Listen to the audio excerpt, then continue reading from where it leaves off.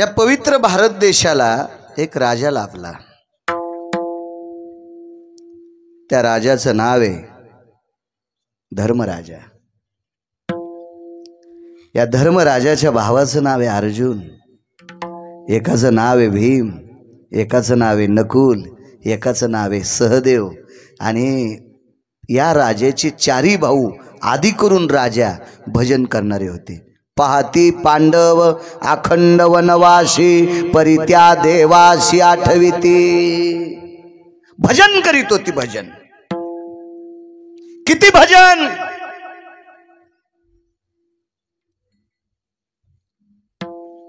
10:30 वाजल्यावर गिरगावकराला विनंती करा 10 मिनिटं पुढे सरकन। मन बरोबर त्याला 11:30 वाजू द्या। कुठन कटाळा आलो, लांबून आलो, सकाळी एका गावाला होतो, उद्या सकाळी एका गावाला जायचंय, पुन्हा संध्याकाळी एका गावाला जायचंय।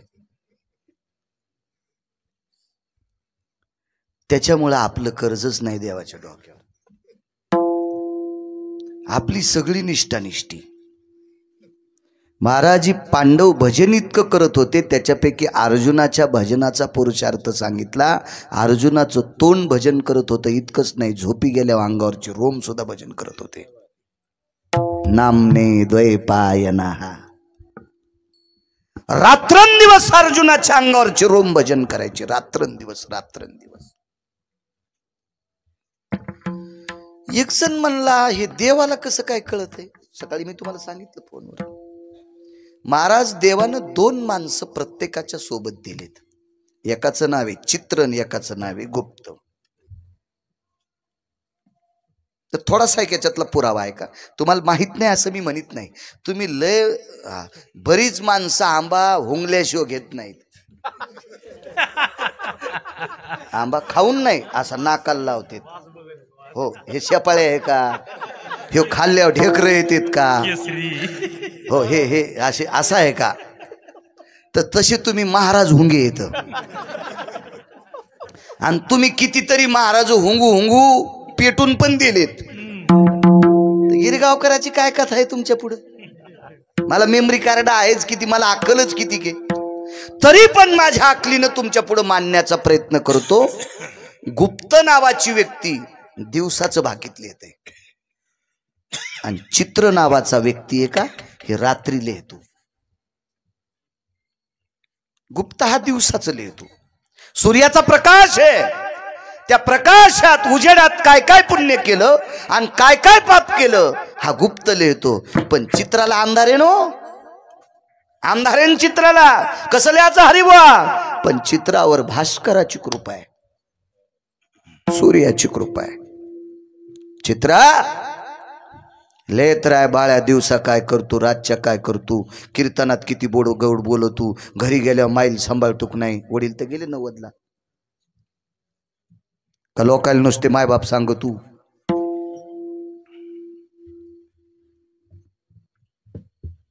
घरी गेल्याच्या नंतर माळीसारखं वागतो का नाही? विटेवरच्या मालकावर त्याची निष्ठा आहे का? ज्ञानोबाराय तुकोबराय त्याची निष्ठा आहे का? एक शपथ गाणं होतं, उजेडात होते पुण्य, अंधारात पाप, गाणं होतं ना, भावगीत का काहीतरी होतं गाणं, भावगीत। चित्राला सांगितलंय तू रात्री तपास, पहा बाया काय काय करतो। तर चित्र म्हणला, मला संध्याकाळी कसं कळून, कसं दिसन?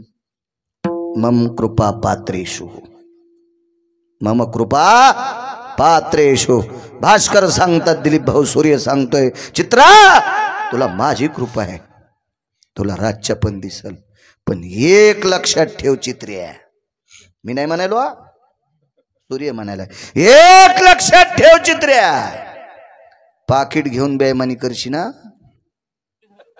तुला काही जरी मोबदला दिला तरी पण त्यानं पाप केलं तरी पाप लिहत जाय, आणि पुण्य केलं तरी पुण्य लिहत जाय। म्हणून तुम्हाला सांगू का, तुम्ही काही करा, पप्याच्या माईला कळू देणार नाहीत। बापान पाप केलेलं पप्याला सांगणार नाही, पण चित्रेला कळतंय आणि गुप्तालाही कळतंय, आणि हे दोघं एका शकंदाट अपडेट कोणाला देतात? बरोबर एक शब्द फिरून फिरून इंग्रजी येऊ राहिली मले. विश्वाच्या मालकाला देऊन टाकतात. इतकी ख्याती आहे चित्रात. चित्र नावाच्या व्यक्तीचा कॉलम पानाचा पूर्ण भरला आणि विटेवरच्या मालकाला सांगितलं, प्रभू तुम्हाला कॉलम देऊन टाकायचा आहे, पान लखोटा देऊन टाकायचा आहे. तर पंढरपुरातले मालक द्वारकाधीश श्रीकृष्ण परमात्मा म्हणले, चित्र अरे गुप्ताना अजून काही दिलंच नाही आणि तू रात्री काम करतो, काय द्यायला मला इतकं. म्हणले एखाद्या वेळेस गुप्ताला भान नसेल, पण मला भान आहे. भगवंतानं गुप्ताला बोलवलं, काय काही नाही म्हणले, देवा कॉलम आहे ना. अर्जुन सकाळी उठल्यापासून संध्याकाळपर्यंत तोंडान भजन म्हणतो. दिवस माळाले याचं काम कोणाचं आहे? चित्राचं. मग भगवंतानं सांगितलं तोंडानं इतकं भजन करतो 12 तास, अजून त्याचा कॉलम भरला नाही. मग अर्जुन झोपीत किती करतो? चित्र म्हणला हे गुप्ताला कळत नाही, कारण दिवसा अर्जुन फक्त तोंडानंच भजन म्हणतो, त्याला तितकंच माहिती आहे. मला इतकं माहिती आहे, अर्जुन झोपी गेल्याच्या नंतर ज्याच्या अंगावर जितके रोम आहेत, अंगावरचे सांगतो, डोक्याचे तर सोडून द्या, या प्रत्येक रोमानं कृष्ण कृष्ण म्हणतो. किती कॉलम किती फॉर्म लागतील लिहायला. त्यावेळेला विश्वाचा बाप पागल झाला. कोपे तरी निवांत साहे, हारुसे तरी बुजावित जाये, नवल पिसे लागले पार्थाचे देवा. हो दे जरचं मागं पुढं, एखादा शब्द मागं पुढं होत असेल, काय धकत राहते, काय ताण घ्यायचा त्याचा. कोटी करणारी माणसं कधी तिकून इकडं म्हणतात, कधी इकून तिकडं म्हणतात. संप्रदायाचा सिद्धांत आहे तो, काय ताण नाही. कोपे तरी निवांत साहे. महाराज इतकं भजनाचं कर्ज झालं, अर्जुन रागावला तरी मान खाली घालीत होता आणि रुसला तरी माने खाली हात घालून उठवायला जात होता. नवल पिसे लागले पाय पार्थाचे. पिस म्हणजे प्रकाशराव येड. देव येडा झालता, वेडा अंकल वेडा झालता, वेडा वेडा. किती येडा. ज्या अर्जुनाने जीवनभर भजन करावा, ज्या अर्जुनाच्या दादाचं सत्यवादाचं तप, धर्मराजाचं, ज्या अर्जुनाच्या भीम नावाच्या भावाचं कर्तव्याचं तप, ज्या अर्जुनाच्या नकुल आणि सहदेव नावाच्या भावाचं कर्तव्याचं तप, हे झाले माणसाचे पुरुषार्थ. या घरातल्या बायका किती अधिकारी लक्षात घ्या. येडं नव्हतं नाचायला, रिकाम आहे कधी. अहो माणसं स्वतःला म्हणतात मायासारखा चालूच कोणी नाही. किती उचल्या चालू आहेस रे तू. ज्या बाय बापानं तुला मोठं केलं, 72च्या दुष्काळात आंबाड्या खाल्ल्या, मिलू खाल्ले, बरबडे खाल्ले, त्या मायबापाला तू सांभाळीत नाहीस उचल्या. कितीच चालू आहेस रे तू. वा वा वा वा वा, काय चालू आहे. तुझ्या भागात असशील त्या भागात दुष्काळ पडन. काय काय कशालाही चालूच म्हणतात माणसं. आपल्याला जन्माला घालणारा किती चालू याचा विचार करा. तो किती चतुर आहे, किती विद्वान आहे. हो मी लय गुंड आहे, मग तो किती गुंड असेल. तू यासारख्या गुंडाला ज्यानं निर्माण केले तो किती नंबरचा गुंडा असेल, याचा विचार केला पाहिजे थोडासा. या घरातल्या बायकांचा पुरुषार्थ किती. येडं झाले कशा करता. अर्जुनाच्या अंगावरचे रोम कृष्ण म्हणत होते, पण रोम खाली पडला की कृष्ण म्हणत नव्हता. द्रौपदीच्या डोक्यावरचे केस कृष्ण म्हणायचे आणि केस खाली गळाला की खाली धरणीवर पडल्याच्या नंतर सुद्धा कृष्ण म्हणत होता. इतका द्रौपदीचा पुरुषार्थ मोठा होता. एक माहीत असावा, पांडव नष्टचर्येत विराट राजाच्या घरी गेले. नष्टचर्या म्हणजे अधिकार असताना सुद्धा जे काम करायची गरज नाही ते काम करण्याची गरज पडली, याला नष्टचर्या म्हणतात. पांडव कोणाचे पुत्र आहेत हरी महाराज? राजाचे. मग राजाच्या पोरांनी स्वयंपाक करावं का दिलीप भाऊ? राजाच्या पोरांनी शेण काढावं का? राजाच्या पोरानं बैल वळावं का? राजाच्या पोरानं गाई वळावं का? राजाच्या पोरानं घोडे धुवावं का? राजाचं. राजाच्या बायकोनं शेण काढावं का? समर्थाची कांता कोरांना मागे. एक मागू शकते प्रकाशराव श्रीमंताची बायको? नाही. द्रौपदीला शेण काढायची वेळ आली, जात्यावर दळायची वेळ आली.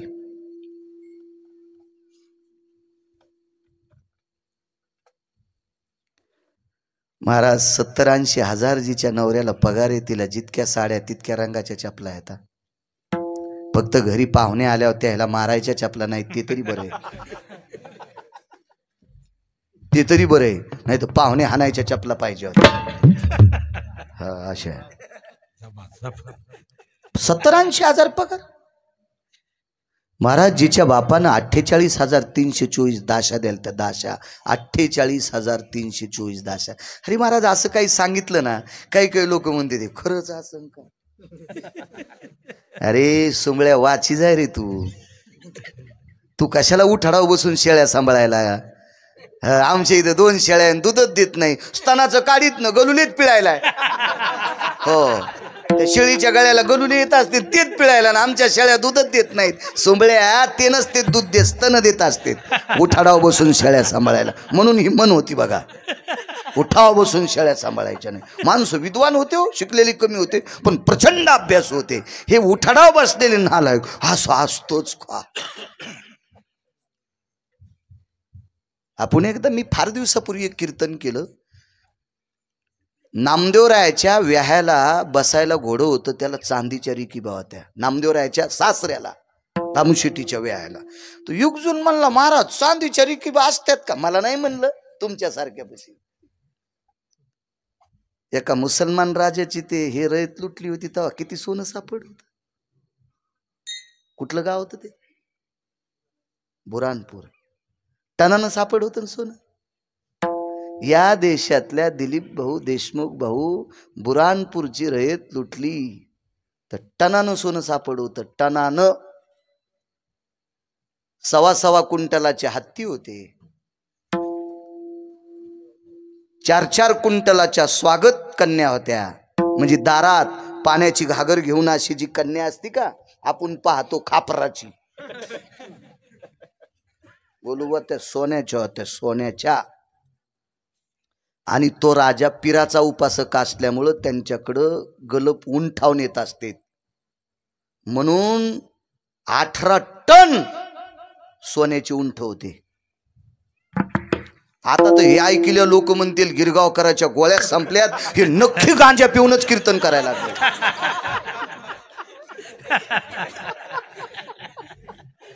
महाराज याला इतिहास ग्वाही आहे ना, याला टनानं सोनं, टनानं सोनं, टनानं, क्विंटल नाही किलो नाही.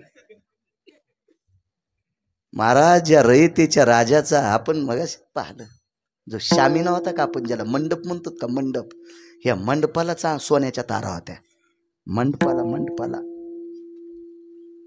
आपल्याला कसं असतं माहितीये का, घरच्याचा इटन शेजाऱ्याचा वांगणीट. बाबा ते इमानात काय सांगायला सोंबळ्या, अरे इमानात तर कुत्री बसायली, सांगायला इमानाचं घरा नाही. आमचं एक बापाच्या पैशावर मस्ताडेलं मित्र मलेशियाला गेलं वाढदिवसाला, त्याच्या बापाने पैसे कमील ते मेलं, ते फुसकून जीव गेल्याच निमित्त झालं. हे असंच होतं, पंढरपूरला जात नव्हतं भिकार चोटन, मेलं असंच ते. आणि पोरग तसंच निघलं, भिकारी सोसायटीचा अध्यक्ष वाढदिवस करायला मलेशियाला गेलं आणि येताना 1,18,000चं कुत्रं आणलं. 2 पायाच्या कुत्र्याने 4 पायाचं कुत्रं आणलं विमानात बसून. आणि मग माणसं विमानात बसतात, काय नवलाची गोष्ट आहे. विमानात कुत्रे बसायलेत, विठाला विठाला विठाला.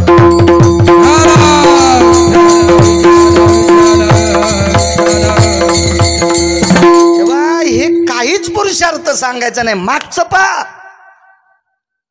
कोण्या विमानात बसत होते, मी त्या दिवशी बोलून गेलो एका दिवशी, तुझं चित्र कुटीहून येवोनी मार्गी उद्धरिले मुनी, शरभंगू जाता विमानी म्या प्रार्थोनी पुशिले. हरिबाबाच्या समाधीपाशी मी वही सांगितली होती तुमच्या गावात कोठ्याला, शरभंगू जाता विमानी म्या प्रार्थोनी पुशिले. महाराज लाहोर चित्र सशे धरणाऱ्याच्या कुळातल्या पोरीनी मन तांबिलं, तिचं नाव होतं शबरी. थांबा महाराज, हात जोडले. काय काय पुरुषार्थ होता आपल्या संप्रदायातल्या लोकांचा, किती मोठा पुरुषार्थ, किती मोठा पुरुषार्थ. याच्या पलीकडे सांगतो, पांडव अधिक मासाच्या महिन्यात पांचाळ नगरीला जेवायला आले द्रुपद राजाच्या घरी. तर इंद्रप्रस्थ तर पांचाळपूर तिथपर्यंत सोन्याच्या चट्या टाकल्या होत्या, मातुड्यावर पाय ठेवू दिले नव्हते. आता तर लोक म्हणतील यानं क्विंटल भर गांजा वाढा असेल, हे काही सांगायले काय माणसं म्हणतील त्याचा काही मेळच नाही. कशात गोळ्या हाणतील काय हाणतील, आणि काही लोकायला तर सुरूच कमेंट करायला ते नादच असतो काय काय. हो एक सांगू का, पात्रास पात्रेषु दृश्याम गताम अवगताम यदृश्या न बुद्धिरे प्रयामाम. या गोष्टीचा विचार न करता संदेश देणं त्या व्यक्तीला त्याच्या बापाची संतती नाही असा पुराणाचा संदेश. ज्याला काही लायकी नाही का त्यानं एखाद्या गोष्टीचा संदेश देणं हे मूर्ख. त्याच्या आता ते जाऊ द्या, त्याच्याही पलीकडचा एक शब्द आहे, पण माझं वय कमी आहे आणि मावल्या पुढे आहेत. विठाला विठाला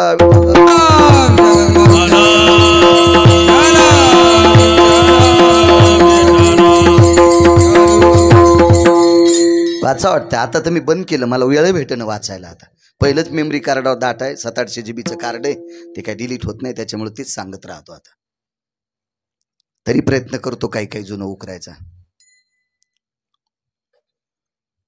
नष्टचर्येत पांडव होते, इथपर्यंत आलतो. नष्टचर्य म्हणजे अत्यंत खालचं काम. याच्यातलं एक काम सांगतो.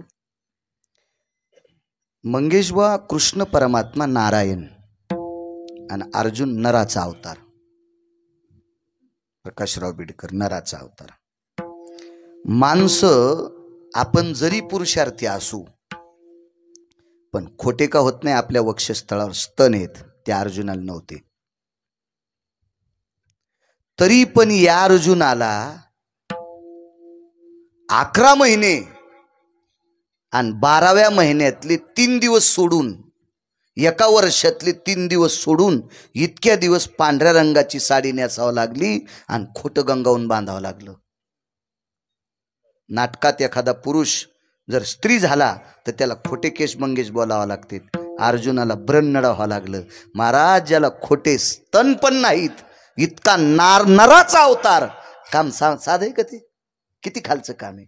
म्हणून नष्टचर्या म्हणतात. नष्टचर्या ज्यानं पाय आपटिल्याच्या नंतर 2.5 ते 3 किलोमीटर मध्ये झाड राहत नाही इतकी ज्याची शक्ती आहे त्याला शिरा हटावा लागत होता. शिरा बल्लवाचं काम केलंय. बल्लवाचं महाराज ज्याच्या रथाची चाकं घासू नये मन पृथ्वी ज्याच्या रथाच्या चाकावर प्रेम करती त्या धर्मावर किती करीत असल. त्याला विराटाच्या घरचा चार्टेड अकाउंटंट व्हावं लागलं. विशाल भाऊ हिशोबनीश CA चार्टेड अकाउंटंट व्हावं लागलं. चार्टेड काय काम आहे महाराज. म्हणून याला नष्टचर्या म्हणतात. जिच्या बापानं 48,324 दाशा दिल्या इतक्या पोरी होत्या पंढरपुरातल्या मालकाला. 48,324 मुली झाल्या पंढरपुरातल्या मालकाला, 16,108 पत्न्यापैकी. आणि तितक्या द्रौपदीला दाशा होत्या आणि महाराज तिला दुसऱ्याच्या जात्यावर दळावं लागलं. शेण काढावं लागलं. शेण. किती नष्टचर्या, किती परिस्थिती नाजूक. दुपारच्या वेळेला देवदर्शन करता द्रौपदी चालली. म्हणून नाचे मागे मागे सांगतोय. दुपारच्या वेळेला देवदर्शन करता द्रौपदी चालली आणि द्रौपदीच्या कपाळाला घाम आला आणि समोरून कृष्ण परमात्मा आले. प्रणाम दादा. देवाच्या पायावर डोकं ठेवलं. टप टप टप टप देवाच्या पायाला तो घाम लागला. द्रौपदी अशी पुढे गेली आणि नुसतं एकदाच पाहिलं सूर्याकडं. लक्षात ठेव बेट्या, याच्यानंतर जर माझी बहीण उन्हात आली तर तू ढगाच्या आडंगी जात आहे. तू ढगाच्या आडंगी जात आहे. जीवनभर पुन्हा द्रौपदीला ऊन लागू दिलं नाही. कडक घाम निघायसारखं ऊन सूर्यानं कधीच लागू दिलं नाही. महाराज इतकी तिची धास्त. इतक्या पवित्र स्त्रीला सकाळच्या 3:30 वाजता एका हरामखोरानं तिचा हात पकडावा सामान्यचार्य. काय परिस्थिती असेल. त्या हरामखोराचं नाव होतं माऊली कीचक. विराटाचा मेहुणा होता तो. विराटाच्या बायकोचा उत्तराचा मामा होता. उत्तरेचा मामा. उत्तर आणि उत्तरा हे मुलगा आणि मुलगी होती विराट राजाची. काय परिस्थिती असेल महाराज त्या काळात. जिला घाम निघू नये म्हणून सूर्य ढगाच्या आडंगी जात होता त्या माऊलीला सकाळी 3-3:30 वाजता अंधारात शेणाचं टोपलं टाकताना तिचं सौंदर्य बघून हरामखोर कीचकाने तिचा हात पकडावा ही परिस्थिती तिच्या जीवनात. आणि पहिल्या दिवशी पांडव विराटाच्या घरी गेले, त्या दिवशी विश्वाचा बाप एकांतात द्रौपदीला भेटतो. ताई, स्नान झालंय? नाही. शेण नाटपले, आता आंघोळ करायची. एक बोलू का द्रौपदी? दादा, पहिल्याच दिवशी आलात? ऐक ताई, तुझ्या डोक्याचे केस जिथं पडतील ती जागा कृष्णमय होती, म्हणून तुला सावध करण्यासाठी आलो.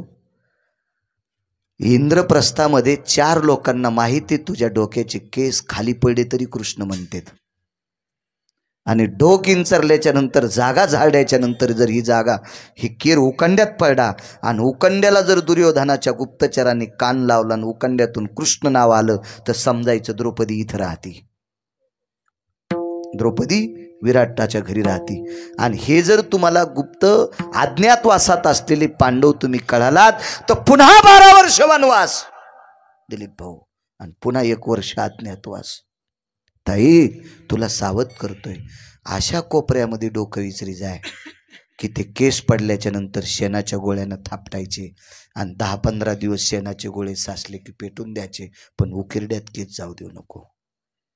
मला एकच म्हणायचं, शरीर किती नामी झाला असेल, शरीर किती नामी झाला असेल या लोकांचं. चोखोबाराच्या शरीराचं माप घेता येईल ब्रह्मदेवाला? जे शरीर पेटवल्याच्या नंतर जे अस्ति विठ्ठल म्हणतात, काय शरीर नामी झालं असेल, काय अधिकार असेल त्या शरीराचा, कल्पना करा ना. पेटविल्याच्या नंतर जे हाडं विठ्ठल म्हणतात, हाडं विठ्ठल, काय चोखोबाराच्या भक्तीचा पुरुषार्थ असेल. महाराज, नख कापल्याच्या नंतर निर्जीव आहेत, डोक्याचे केस कापल्याच्या नंतर निर्जीव आहेत, पण सजीव शरीराला संबंध आल्याला, त्या पवित्र शरीराला संबंध झालेली अंगावरची रोम सुद्धा डोक्यावरची खाली पडल्याच्या नंतर कृष्ण म्हणतात. त्या अर्थी द्रौपदीचं जीवन किती कृष्णमय झालं असेल याचा विचार करा. काय पुरुषार्थ असेल, किती मोठा पुरुषार्थ असेल, किती मोठा पुरुषार्थ. अर्जुन झोपी गेल्याच्या नंतर ज्याच्या अंगावरचे रोम कृष्ण म्हणावा, हा किती भक्तीचा पुरुषार्थ असेल. महाराज, या सगळ्या गोष्टी करता पंढरपुरातलं येडं झालं आणि किती नाचतं. एकच सिद्धांत आहे का, एकट्या अर्जुनाचे 42 येतं, द्रौपदीचे 167 येतं. येडपट गिरगावकराला पाठ असलेले अभ्यासू कीर्तनकार किती पाठ करील याचा विचार करा. ज्यानं प्रचंड अभ्यास केलाय, ज्या कीर्तनकारांनी, त्यांना किती पाठ असतील. 150 पेक्षा जास्त द्रौपदीचे सिद्धांत गिरगावच्या बाळ्याला पाठ. देव इतका पागल झालाय तिच्यासाठी. अर्जुनाचा एक पुरुषार्थ आहे का? अर्जुन काम्यक नावाच्या वनात गेला. स्थानाचं महात्म्य असते. पंढरीनाथ भाऊ, आपण बोर घेतो, बोरचं पाणी बंगल्यावर एका पाईपनं नेतो, त्या पाईपनं टाकी भरतो, त्या टाकीला पाईप लावून खाली आणतो आणि टाकीला नाना जाग्यावर छिद्र करतो आणि ठिकठिकाणी पाणी नेतो. स्वयंपाकघरात जिथं पाणी नेतात ते स्वयंपाकाला वापरतात, कशालाही वापरतात. बाथरूममध्ये नेतात ते आंघोळीला वापरतात, गुळणा सुद्धा करू शकता. पण बाथरूमच्या बाजूला पुन्हा एक 4x4ची रूम असती, त्याला नैसर्गिक विधी संपादन ठिकाण म्हणतात. पण त्या ठिकाणचं पाणी गुळणा करायला गोलू महाराज वापरत नाहीत. पाणी कुठून आले? एकाच बोरचं पाणी. कुठे गेलंय? एकाच टाकीत. पंढरनाथ, एकाच पाईप वाट मनोहरभाऊ खाली आले. पण फक्त 4x4ची रूम, जिला तुम्ही आधुनिक कालामध्ये टॉयलेट म्हणा, संडास बाथरूम म्हणा असं म्हणता, त्या रूम मध्ये गेलेल्या पाण्याचा दोष आहे का पण आपलं मंगेश बुवा, माऊली बुवा? नाही, जाग्याचा दोष आहे. दिलीप भाऊ, त्या 4x4च्या खोलीच्या जाग्याच्या दोषामुळं पाण्याची तुट्टी बाटली. ते पाणी आपण पूजेला गुळणा करायला घेऊ शकत नाहीत. ठिकाणाचा दोष असतो. सुंद आणि उपसुंद नावाचे 2 राक्षस एका स्त्रीसाठी इतका वाद केला आणि ज्या मातीत भांडले त्या मातीत दोष निर्माण झाला. महाराज, स्वप्नात रामाविषयी पाप न येणारे लक्ष्मण, स्वप्नात सुद्धा स्वप्नात आईनं आईला सांगितलं, आई मी प्रभूच्या सेवेकरता चाललो, काय करू? माईन सांगितलं, राजा रामाविषयी स्वप्नात पाप येऊ देऊ नकोस. तर लक्ष्मणजीने विचारला, ही स्वप्न कधी पडतंय? झोपल्यावर. आणि झोप कधी येते? जेवल्यावर. वापस येऊस तर जेवणारच नाही. पाण्याचा थेंब पेला नाही दिलीप भाऊ वापस येऊस तर. त्या लक्ष्मणाला अर्ध्या तासाकरता राम आवडत नव्हता. विचारलं एका साधूला, रामायणात पाहू नका कोण्या साधूला विचारलं, दुसऱ्या पुराणात पहा. तुम्ही रामायण वाचिता पुन्हा मला दगड आणता. सगळे गोष्टी काय रामायणात एकटेले यायला काय ते गुत्त घेतलं होतं का त्यानं? बाकीच्या पुराणात पहा, त्या साधूनं सांगितलं लक्ष्मणा हा दोष तुझा नाही, हा दोष सुंदा आणि उपसुंदाचा आहे. दोन सख्खे भावाचं रक्त सांडलंय म्हणून ही माती दूषित आहे. इथं दोन भावाचं जमतच नाही. बाजूला हो, तुला रामाविषयी पुन्हा प्रेम जाग होईल. जाग्यातला दोष आहे. अंबिका नावाचं वन आहे. अंबिका नावाच्या वनात माणूस गेला की बाई होतीच. फक्त शिवजीची वत नव्हती. एकटे शिवजी प्रकाशराव. शिवजीच्या व्यतिरिक्त अंबिका वनात जगातला कोणीच पुरुष जाऊ शकत नव्हता. पार्वतीला भेटण्याची एकांत ठिकाण, त्याला अंबिका वन, त्याच्यामुळे अंबिका वन म्हणतात. पहावे पुराणी नैवम गिरगावकर लिखितम, नैवम गांजा कसम लिखितम, नैवम कोणताच महाराज लिखितम, नैवम कोणताच व्हॉट्सअप फेसबुक लिखितम. पहावे पुराणी विचारून अंबिका नावाचं वन. एक सरोवर असे सपुरुषा सचेल स्नाना. सचेल स्नान कधी म्हणायचं? पायातल्या पादत्राण्यास त्या सरोवरात पडलं की गोलू महाराज डोळ्याचं पापण खालच्या पापणाला चिटकते. तितक्या टायमात माणसाची बाई, संन्याशाची बाई झाली दिलीप भाऊ. नारदाची नारदी त्याच सरोवरात झाली. त्याच सरोवरात तीर्थाला गेला. पाण्यातली ताकद आहे तीर्थाचा महिमा. काशीतला पंडित, भगवान विश्वनाथाचा सेवक. नाव पुन्हा सांगल, एका कीर्तनात सांगितलंय, मला फक्त पुरावा पटकन द्यायचा. सर्व अंगाला कुष्ठ आलं आणि हे कुष्ठ दूर करण्यासाठी काशीतल्या मालकानं आळंदीच्या जवळ पाठिलं. पावळच्या तिथं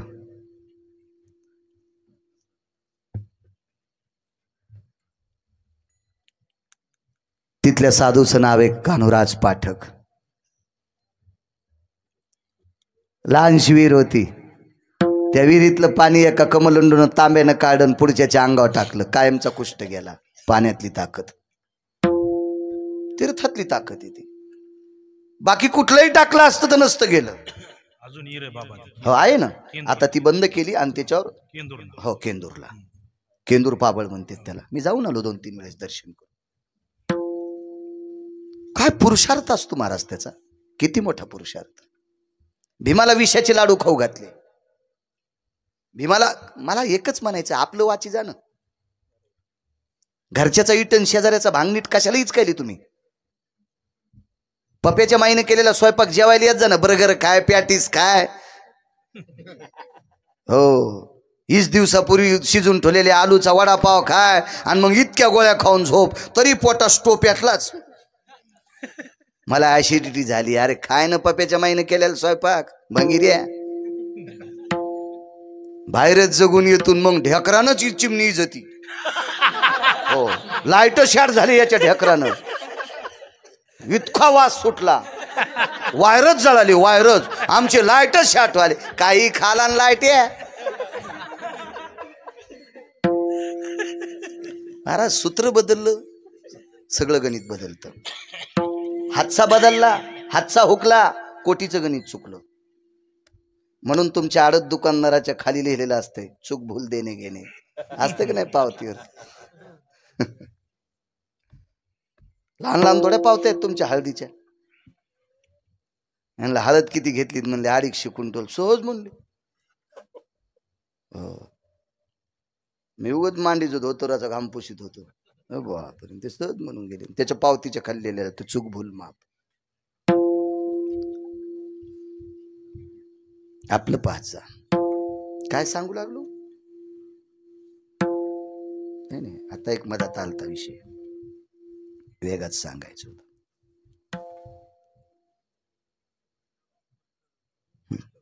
त्या पाण्यानं दुरुस्त. हा, भीमाला विषाचे लाडू खाऊ घातले. विषाचे लाडू खाऊ घातले. रस्ता चुकत नाही गिरगावकराचा. गोळ्या कमराच्या चालू आहेत मंगेश भाऊ, याच्या नाहीत ना चालू. याच्या चालू आहेत. हे बी माग आदळल्यामुळं याच्या नाहीत चालू. विषाचे लाडू खाऊ घातले. नालायक दुर्योधनानं पाण्यात टाकला. पंढरपुरातल्या मालकानं सांगितलं, भीम जरी मृत्यू पावला तर 4 भाऊ वाचत नाहीत, माझ्या द्रौपदीच्या कपाळावर कुंकू राहत नाही. विनंती कोणाला केली दिलीप भाऊ? काशीतल्या मालकाला. हे देवा अधिदेवा महेश्वरा विश्वनाथा गिरिजापते कैलासाधिपते, माझ्या शिवजी तुम्हाला विनंती आहे, भीमाला वाचवा. ज्या पाण्यात टाकलं तिथं पद्मिनी नव्हत्या. तिथून 1.5 किलोमीटर अंतरावर पद्मिनी तळ होतं आणि ते लोटीत लोटीत भीमाचं शरीर पद्मिनी तळ्यात नेलं आणि मग पद्मिनीनं चावा घेतला आणि भीमाच्या अंगातलं विषाच्या लाडूचं विष प्राशन केलं आणि भीम सुखरूपवरी पाठीला. फक्त पद्मिनी तळ्यातच, पुन्हा नाही. त्या तळ्यात जर भीम नेला नसता तर भीम वाचतच नव्हता. एक सिद्ध नावाचं सरोवर होतं. सिद्ध नावाच्या सरोवरावर शुकाचार्यांची परीक्षा झाली. हरी महाराज शुकाचार्यांची परीक्षा झाली. तिथं व्यासांच्या लक्षात आला आपला मुलगा किती अधिकारी आहे. देवांगणीला लाजवतील इतक्या सुंदर दिलीप भाऊ तिथं मुली स्नान करायच्या आणि शुकाचार्यांच्या अंगावर बोटभर कपडा नव्हता. व्यासांनी सांगितलं, तुम्हाला कळतंय का? काय म्हणले, आम्हाला सगळं कळतंय. मग काय कळतं तुम्हाला? माझा तरुण मुलगा असताना अंगावर कपडे नसताना त्याच्याजवळ आंघोळ करता आणि माझ्या अंगावर पितांबर असताना माझ्याजवळ करत नाहीत. त्यांनी सांगितलं, मालक एकच आहे, तुमच्या स्त्री आणि पुरुष हा भाव तुम्हाला कळतो, याच्याकरता आम्ही लाजतो. शुकाचार्यांकडे हा भावच नाही. मी तू पण सिद्ध सरोवराची परीक्षा आहे. काय ताकद आहे महाराज त्या तीर्थाची, ठिकाणाची ताकद सांगतोय. पुन्हा एक तीर्थ सांगतो, बिंदुमान सरोवर. बिंदुमान सरोवराच्या कृपेने, बिंदुमान सरोवराच्या आशीर्वादाने आणि बिंदुमान सरोवराच्या तीर्थाने या देशाला एक सिद्ध प्राप्त झाला. त्या सिद्धाचं नाव आहे महर्षी कपिल. देवतीला प्राप्त झाला. हा ऋतुमान सरोवर म्हणा. बिंदुमान ऋतुमान सरोवराच्या पाण्याची ताकद आहे का? ऋतुमान सरोवरामध्ये देवाच्या भक्ताला चावायला गेलेला नक्र, त्याला जगाच्या बापाची भेट झाली. ही ऋतुमान सरोवराची ताकद आहे. काय ठिकाणाचं पुण्य असतं, काय ठिकाणाचं पुण्य. चला या काम्यक वनावर इथपर्यंत आलतो ना. काम्यक वनी सुभद्रा आठवली से मनी. आता काही जास्त विस्तारपूर्वक सांगत नाही. अर्जुनाला त्या काम्यक वनामध्ये काम उत्पन्न झाला आणि सुभद्रेचं स्मरण झालं. शंका आहे बरं का एक, सुभद्रेपेक्षा कितीतरी पटीनं, देवाच्या बहिणीपेक्षा कितीतरी पटीनं द्रौपदी सुंदर होती. देवाच्या बहिणीला वाईट म्हणायची काय गिरगावकराची माय आली, माही ताकद आहे का? सुभद्रेला वाईट म्हणायची दिलीप भाऊ, आणि देवानं मानलेल्या बाईला चांगलं म्हणायची. एक माझी ताकद पुराण सांगते. कितीतरी पटीनं द्रौपदी सुंदर आहे. मग चार्वाकाचा सिद्धांत आहे, मग सुंदर द्रौपदी काम्यक वनात का नाही आठवली, सुभद्रा का आठवली? त्याचं कारण होतं द्रौपदीचे ना अर्जुनाचे दिवस चालू नव्हते. महाराज विधीने शेवण, विषय त्यागाते समान. महाराज धारवाड काट्यासारखं जीवन जगणारी पांडव होती. आपला तो दिवस चालू नसताना द्रौपदी कशी आठवण महाराज? इतकं तिळा इतकी चूक न करणारा अर्जुन होता, म्हणून सुभद्रेची आठवण झाली. विश्वाच्या बापानं साडी नेसली. महाराज नाटकात कोणी साडी नेसल? मोठी मोठी फिल्मी सृष्टीमध्ये कलाकार आहेत, बिचारे ते नाना प्रकारचं पात्र घेतात, पण ते नुसतं पात्र घेतात. स्त्रीचं जरी पात्र घेतलं, इंद्रियात बदल नाही होत महाराज. विश्वाच्या बापानं दिलीप भाऊ नुसता बाई नाही झाला, इंद्रियात बदल करून टाकला आणि अर्जुनाचं काम तृप्त केलं.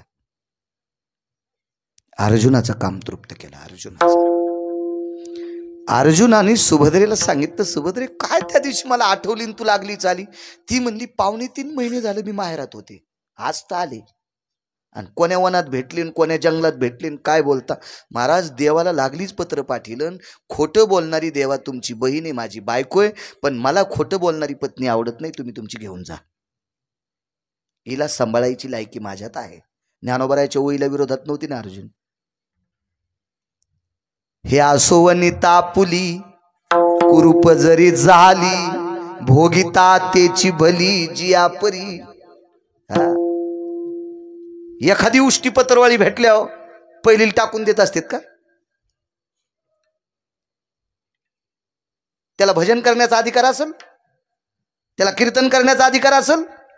आणि ह्या नालायकाचं कीर्तन ऐकणारी मोक्षाला जातील. त्याला कोण्या नरकात टाकाव याचा मेळ नाही, पण तुमच्यासाठी पण नरक स्वतंत्र तयार करील देव. म्हणून पाणी पिना छान केन गुरु करणं पछान के. कोणाच्याही पायावर डोकं टेकी जाऊ नका. तुमच्या बुटाला हात लावून विनंती करतो, तुमच्या चपलाला हात लावून विनंती करतो, नालायक महाराजाच्या पाया पुढे जाऊ नका. संसार खालून जळतील. पायाच पडायचा असेल तर वारकऱ्याच्या पडा. मस्तक माझा पायावरी या वारकरी संतांच्या.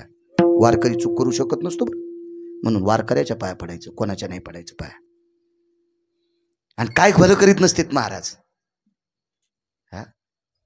एक जण महाराजाकडे गेला आणि ते म्हणले मला गंडमाळा येता ह्या दुरुस्त कशा होत्या. महाराज म्हणले माझ्या पोटात 8 वेळा एवढा गंडले तर हे दुरुस्त होईना तर तू ह्या गंडमाळा का दुरुस्त करून. काय अवघडच गोष्ट. एक जण म्हणला आमच्या पोराला काहीच ते पाठच होत नाही. ते म्हणला मायाच पोराला 30 वर्ष झालं गोळ्या चालू आहेत डोक्याच्या. ज्याच्या पोराला 30 वर्ष झालं डोक्याच्या गोळ्या आहेत त्याच्या पाया पड्या तुमचं पोरग पास होतंय का? तुका म्हणे रोग वैद्याची नाही जगी करी उपकार, नाही जगी करी उपकार. तुका म्हणे रोग वैद्याची नाही जगी उपकार, नाही जगी उपकार.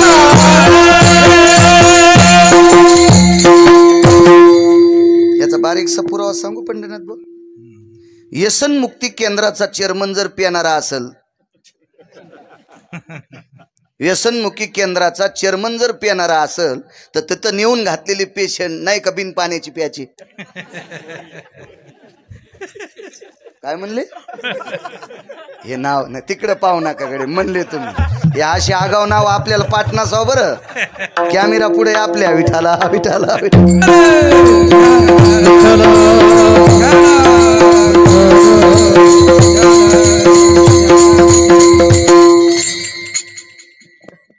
इंद्रियात बदल झाला, कामाची तृप्तता केली. अशीच एका बाईचं रूप घेऊन, त्या बाईचा अधिकार मोठा होता, तिला सखुबाई म्हणतात, तिच्या मालकाचं काम तृप्त केला. महाराज हा अर्जुना पुढं बाई होऊन इतका का नाचला तर या कुळाचं कर्ज त्या देवाच्या डोक्यावर होतं. नुसता नाचला नाही, या भजन करणाऱ्या कुटुंबाकरता याच्या एक नातू जर सोडून द्याला वज्र नावाचा तर सगळे याची पोरं दारू पिऊन मेले. द्वारकेचा राणा पांडवा घरी कशा करता नुसता बाई होऊन अर्जुनाचं काम नाही तृप्त केला. कितीतरी पुरावे सांगता येतील. मला असं वाटतं नुसता अर्जुनाचे द्रौपदीचे पुरावे सांगायला गिरगाव करायला रोज 2.5 महिने कीर्तन करावं लागेल, रोज 2 घंटे. येडपट गिरगाव करायला विद्वान किती दिवस बोलतील. ज्यांनी अभ्यास केला ते किती. येडा बाळ्या जर इतका बोलत असेल तर विद्वान किती बोलतील याचा विचार करा ना तुम्ही. येडा येडा बाळ्या का नाचला या कुटुंबासाठी? का तर या कुटुंबातल्या लोकांचा रोम सुद्धा विटेवरच्या मालकाच्या साठी बोभाईत होता. आणि हे कर्जाची चुकवती करीत असताना या कुटुंबावर आलेल्या नाना प्रकारचे काम करणे इति नाम नाचणे. म्हणून दुसरं नाचत